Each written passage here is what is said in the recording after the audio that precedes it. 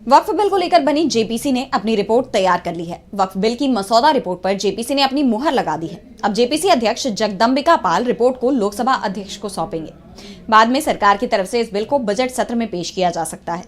Report को लेकर आज जेपीसी की बैठक हुई, तो क्या हुआ बैठक में और विपक्ष की क्या है आपत्तियां, देखिए इस रिपोर्ट में। वक्फ संशोधन विधेयक 2024 की मसौदा रिपोर्ट पर संसद की संयुक्त समिति जेपीसी ने अपनी मुहर लगा दी है।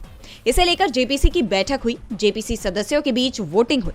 संशोधित बिल और ड्राफ्ट रिपोर्ट के पक्ष में 16 और विपक्ष में 11 वोट पड़े।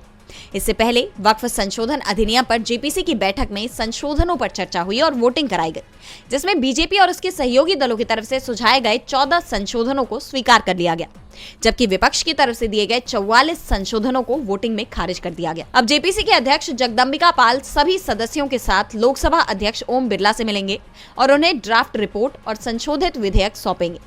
रिपोर्ट के साथ विपक्षी दलों की असहमति नोट भी शामिल किए गए हैं।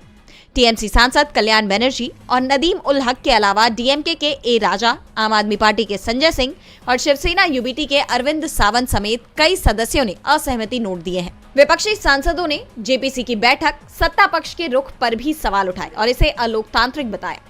उन्होंने दावा किया कि उन्हें अंतिम रिपोर्ट का अध्ययन करने और अपने असहमति नोट तैयार करने के लिए बहुत कम समय दिया गया। एआईएमआईएम चीफ असदुद्दीन ओवैसी ने कहा कि हमने डिसेंट नोट दिया है। ये वक्फ बिल मुसलमानों के खिलाफ है। मुसलमानों के खिलाफ अपनी आइडियोलॉजी दिखाने के लिए बीजेपी ये बिल लेकर आई है। देश में जरूरत नहीं है जिन मुद्दों की, वो बहस शुरू हो जाएगी। एक धर्म को टारगेट किया जा रहा है। सपा सांसद मोहिबुल्लाह नदवी ने कहा कि जेपीसी में चर्चा नहीं की गई। वो लोग मजहब में दखल देना चाह रहे हैं। हम भेदभाव के खिलाफ आवाज उठाते रहेंगे।